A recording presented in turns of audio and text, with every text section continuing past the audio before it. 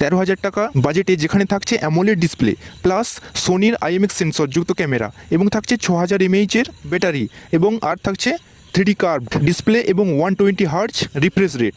তো 13,000 টাকার মধ্যে পারফেক্ট আপনারা স্মার্টফোন পেয়ে যাবেন। তো দেখে নিন একদার থেকে লিস্টগুলো 13,000-এ কী ফোন আছে। তো প্রথম 1 নম্বর হচ্ছে Redmi 13 5G। তো এই ফোনটির থিকনেস 8.17 mm এবং এর ওজনটা হচ্ছে 222 গ্রাম, যেখানে থাকছে ওয়াটার এবং ডাস্ট প্রোটেক্ট, মানে কোনো রকম জল এবং ধুলোতে আপনার ফোনে কোনো রকম কিছু হবে না। তো এর সাথে থাকছে 6GB র্যাম প্লাস স্টোরেজ থাকছে 128GB। তো 13,000-এর মধ্যে সবথেকে ভালো এবং সেরা ফোন রেডমি, যেখানে ডিসপ্লেটা থাকছে 6.79 ইঞ্চ ফুল HD plus IPS LCD display. এর সাথে থাকছে ডিসপ্লেটা গরিলা গ্লাস 3 এবং স্ক্রিন লাইট থাকছে 550 নিটস।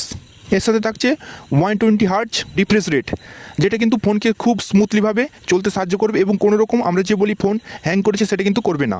এবং এর ক্যামেরা থাকছে 108 MP plus 2 MP depth sensor, যেটাকে খুব ভালোভাবে ছবি তুলতে সাহায্য করবে এবং সামনের ক্যামেরা থাকছে 13 MP। পারফরমেন্সের কোথায় আসতে গেলে তো এখানে থাকছে স্ন্যাপড্রাগন 4 Gen 2, যেখানে থাকছে অ্যান্টি-2 স্কোর এর প্রায় 4.5 লাখের কাছাকাছি। ব্যাটারি থাকছে 5030 mAh, যেটাতে 33 ওয়াট কিন্তু চার্জার সাপোর্ট করবে এখানে। তো এটাতে 2 বছরের মেজর আপডেট থাকছে, এর সাথে 4 বছরের সিকিউরিটি আপডেট থাকছে। তো নাম্বার 2 হলো স্যামসাং A15 5G। তো ফার্স্ট আসি এর থিকনেস। তো থিকনেসটা দেখুন 9.3 mm, সাথে 217 গ্রাম এই ফোনটি ওয়েট। তো যেখানে র্যাম হিসেবে থাকছে 4GB প্লাস 128GB স্টোরেজ। তো স্যামসাং ফোন সবথেকে ভালো এর ক্যামেরা কোয়ালিটি। তো আমরা আসি একেবারে ক্যামেরাতে। তো এর ক্যামেরা আছে 50 MP plus 5 MP ultra wide lens plus 2 MP macro sensor এবং এই সামনের ক্যামেরা থাকছে 13 MP। তো স্যামসাং ক্যামেরার দিক থেকে সব দিক কিন্তু সুপার ফাস্ট। তো ক্যামেরাতে আলাদা রকম অন্যান্য যে ফোন আছে তার সাথে তুলনা করে দেখা গেছে যে ছবি সম্পূর্ণভাবে আলাদা আসে এবং উজ্জ্বল এবং সব থেকে ছবি সুন্দরভাবে আসে। তো এর ডিসপ্লে কোয়ালিটি দেখুন, তো 6.5 ইঞ্চ ফুল HD plus super AMOLED panel এবং এর সাথে থাকছে কর্নিং গরিলা গ্লাস। তো এটা থাকছে, এর সাথে থাকছে স্ক্রিন লাইট 800 নিটস এবং 90 হার্জ রিফ্রেশ রেট থাকছে।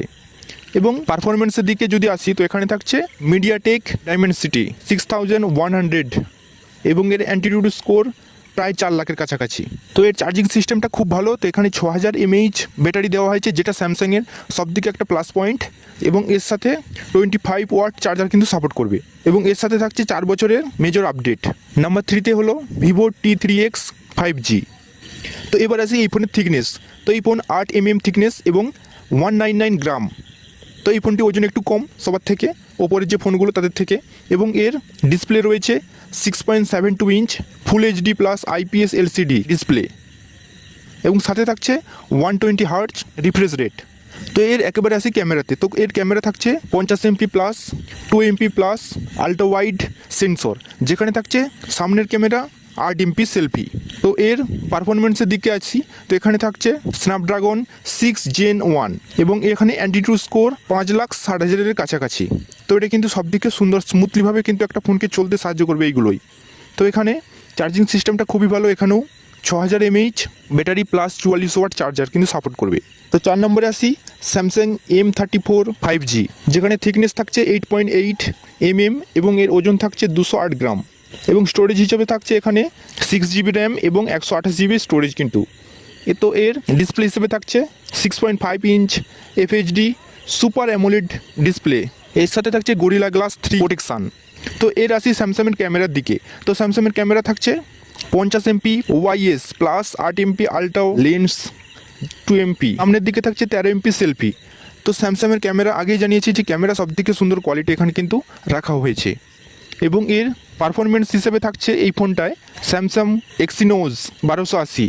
তো ওখানে অ্যান্টি-2 স্কোর 4,60,000-এর কাছাকাছি এবং এটি চার্জিং সিস্টেম খুব ভালোভাবে তৈরি করেছে, যেখানে 6000 mAh ব্যাটারি থাকছে এবং সাথে থাকছে 25 ওয়াট চার্জার, যেটা চার্জার কিন্তু সাপোর্ট করবে। তো স্যামসাংয়ে কিন্তু সবথেকে গুরুত্বপূর্ণ একটা জিনিস হচ্ছে সেটা চার্জিং সিস্টেমে। তো ওখানে 6000 mAh-এর কিন্তু ব্যাটারি অ্যাড থাকে। তো এবার আসি নাম্বার 5। তো নাম্বার 5-এ আছে যেই ফোনটি সেটি হলো ভিভো Y21, যেখানে থাকছে ডিসপ্লেটা 6.51 ইঞ্চ, এর সাথে থাকতে HD প্লাস ডিসপ্লে, যেখানে থাকছে 1600 গুণিত 720 পিক্সেল এবং এর প্রসেসর হিসেবে থাকছে মিডিয়াটেক প্লাস কোর, যেখানে স্টোরেজ থাকছে 4 GB র্যাম এবং 64 GB কিন্তু ইন্টারনাল স্টোরেজ, এবং এই চার্জিং ক্ষমতা থাকছে 5000 mAh কিন্তু ব্যাটারি এখানে অ্যাড করা হয়েছে।